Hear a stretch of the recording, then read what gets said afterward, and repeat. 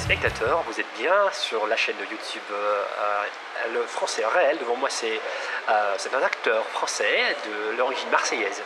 Donc, vous vous appelez comment, monsieur? Alors moi, je m'appelle Bruno. Bruno, vous êtes vraiment de Marseille? Je suis de Marseille, ouais. Fier d'être Marseillais. C'est parce que c'est donc à la base de votre ville que l'hymne français national est né, non? Marseillaise. La Marseillaise, voilà. Mais vous n'êtes pas fier pour ça, peut-être parce que vous êtes d'origine marseillaise et vous y êtes né, vous avez vécu toute sa vie de votre vie là. Tout à fait.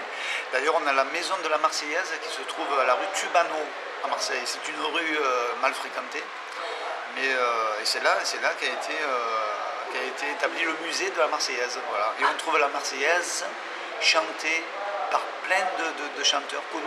Gainsbourg, Serge Gainsbourg qui chantait la Marseillaise. Il a repris en reggae, vous savez. C'est ça. Et c'est assez sympa. Si vous venez à Marseille, c'est à voir. Pourquoi il y a une blague? Allô, ma chérie. Ah oui, je suis à Marseille, bientôt je vais être en France. Ah ouais, d'accord.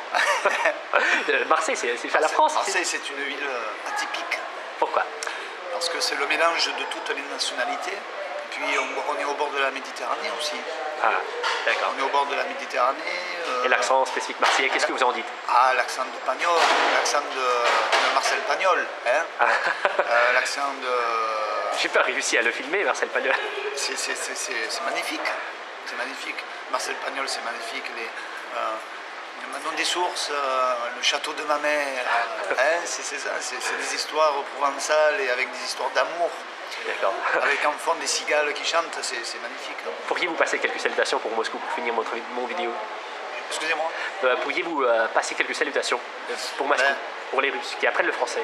Je salue tous les Russes qui sont courageux pour apprendre la langue française. C'est une langue très difficile.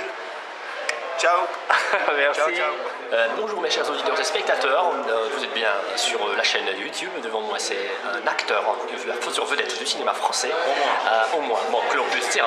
Et vous vous appelez comment, monsieur?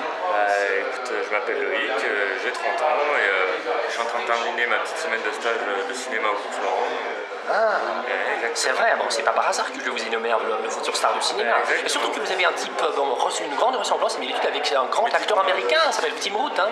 Vous êtes Tim Roth, non? On me l'a déjà dit. Mais dites-moi s'il vous plaît, mes chers auditeurs, est-ce que vous voyez pas cette grande ressemblance? C'est ça, c'est Tim Roth, un vrai Tim Roth, l'incarnation de Tim Roth.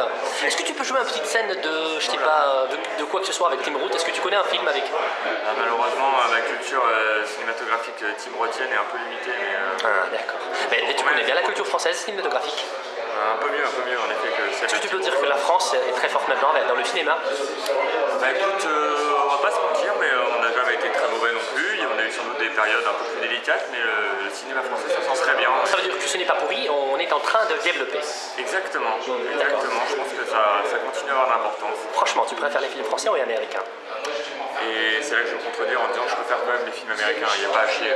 De quel genre? Blockbuster, je sais pas, roman policier, mélo? Je suis pas spécialement, il n'y a pas des films, peut-être à part les films d'horreur où je suis pas fan, mais le reste, j'ai une culture assez large. Et non, je suis assez fan du cinéma américain dans son ensemble. D'accord. Est-ce que tu peux dire que tu aurais un rôle que tu préférerais jouer absolument? Bien sûr. C'est quoi? C'est Hamlet? Non, mais moi j'adorerais jouer les rôles de schizophrène, de mecs un peu tordus d'esprit. Schizophrène? Tu veux jouer psychopathe? Ou un psychopathe, ça doit être surkiffant, vraiment. Il va falloir se lâcher tout ce que Lequel par exemple? Lequel? C'est genre Hannibal ou... En volant sur le nid de coucou? Avec Jenny Nicholson comme ça? Exactement, c'est un rôle énorme, je suis complètement d'accord avec toi. J'ai vu un film italien qui s'appelle Roberto Zucco aussi sur l'histoire d'un serial killer des années 90 qui est aussi vraiment très sympa. Voilà, moi j'aime bien ce genre de personnages, pas que ça évidemment, mais ça m'attire plus par exemple que les personnages romantiques. D'accord, merci beaucoup pour votre disponibilité. Bon, la dernière question pour terminer la vidéo, parce qu'on est sur la chaîne d'apprentissage de la langue française. Alors, qu'est-ce que tu pourrais conseiller comme de bonnes démarches dans l'apprentissage de français? Tout simplement venir ici, hein. Il n'y a pas meilleure démarche que faire un petit séjour en France pour améliorer son français. Quelles sont les qualités qu'un bon prof de français doit avoir? La patience, parce que c'est pas une langue facile. Pourquoi pas facile? Si un petit séjour en France suffira. Ah oui? Comme tu dis, Je sais pas, il y a quand même la grammaire, c'est quand même pas facile, il y a pas mal de subtilités. Je pense pas que ce soit une langue facile. Peut-être que pour un russe ça l'est, mais je pense que pour la plupart des étrangers c'est difficile. d'accord. Merci alors, et peut-être le dernier salut pour Moscou. Un dernier salut pour Moscou? Non, est-ce que je peux dire? Moscou quoi.